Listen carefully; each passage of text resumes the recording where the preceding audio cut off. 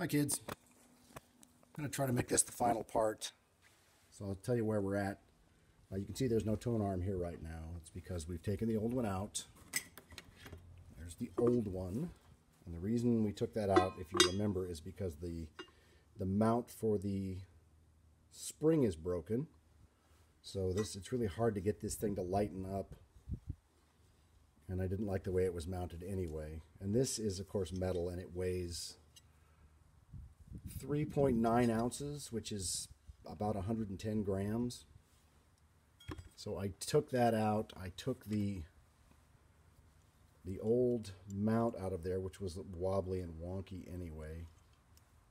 Got rid of that. Put the new one in from the old that cheap little GE player that I showed you in the last segment. And here is the new tone arm. Now that it's been patched up and repainted, that's what it looks like. And this, it's got its spring in there and everything, so we'll be able to lighten that up a little bit. You can see the color there. I originally did it. It was more of a chocolate brown. It was way too light. I decided to go with a darker color. This weighs less than an ounce. It weighs about 25 grams, so we're going to lighten that up. I would rather have to add a little bit of weight to this to get the tracking right than to try and take a ton of weight out of this. So you can see this one's a lot darker than this one, but I decided rather than try to match this color, I would try to match this closer to the knobs, and I think I did all right. It's a pretty good color there. So that's going to go in there, you know, if I can get it to there. That's going to look all right.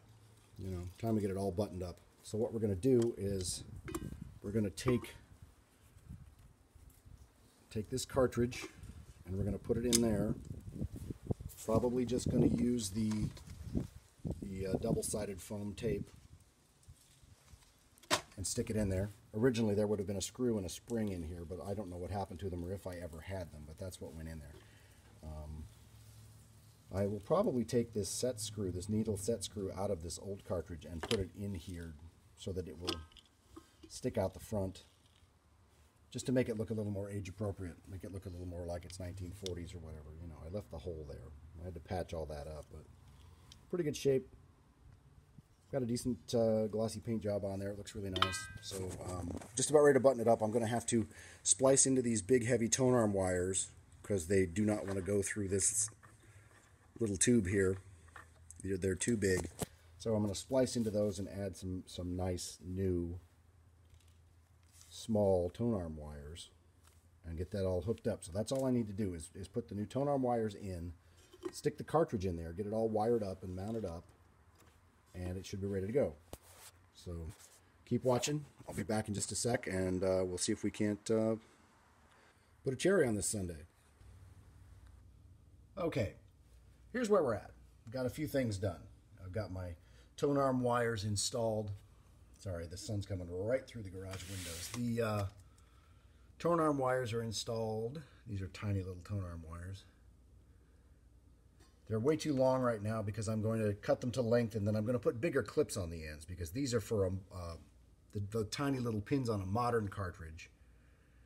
And the cartridge that we're using is older. It's probably from the 70s, and it's got pretty good size pins on it. So we're going to put bigger clips on the ends of these wires. Once we cut them to length, you can see that's way too long right now. I have the cartridge all installed. Put this old needle set screw in the end of the tone arm just for fun, just because it'd make it look a little more vintage. And then I put part of an old cartridge in here. And if you remember from way back when, this record player has this tone arm lockdown right here. And so I got that installed so that once we get it all put together, we'll be able to lock that tone arm down when you're carrying it around like a suitcase without it flopping around. That way you don't knock the needle off your cartridge.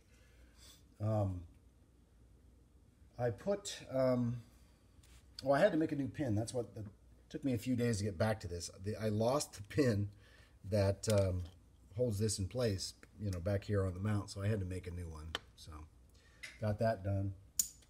Put it in my magnetic dish here so I don't lose it.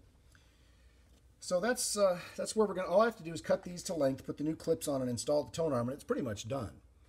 I got everything else done. I went after those pink spots with one of those magic erasers, those Mr. Clean things. And it minimized this one a little bit, but it's also taking the texture off of the vinyl.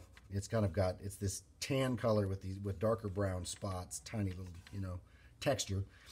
And it just, trying to get the pink off of there, you end up taking the brown off. So even though it's kind of here and there and everywhere, we're kind of stuck with it. The other thing I've been doing, real quick, and then I think we'll move on to the final segment, is I used some fabric glue and glued down this section which had come loose. And I also mixed some food coloring in with the fabric glue to make it brown, and I touched up the corners where the vinyl is frayed, So it's not perfect, and I'll probably give it another coat, but it worked pretty well because it makes where the threads show and it looks white. Now it looks brown, and it'll keep it from fraying any further.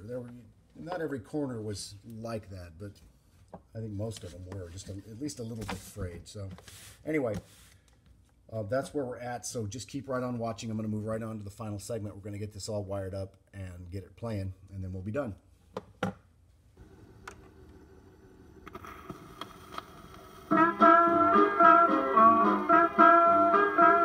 If you got the money, I got the time. We'll go honky-tonkin' and we'll have a time. We'll make all the nice spots, do the town a fine.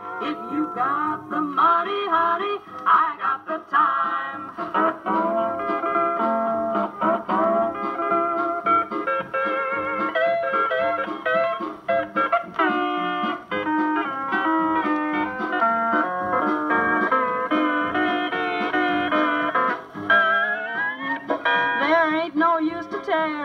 So let's start out tonight. We'll spread joy, oh boy, and we'll spread it right. We'll have more fun, baby, all the way down the line. If you got the money, honey, I got the time.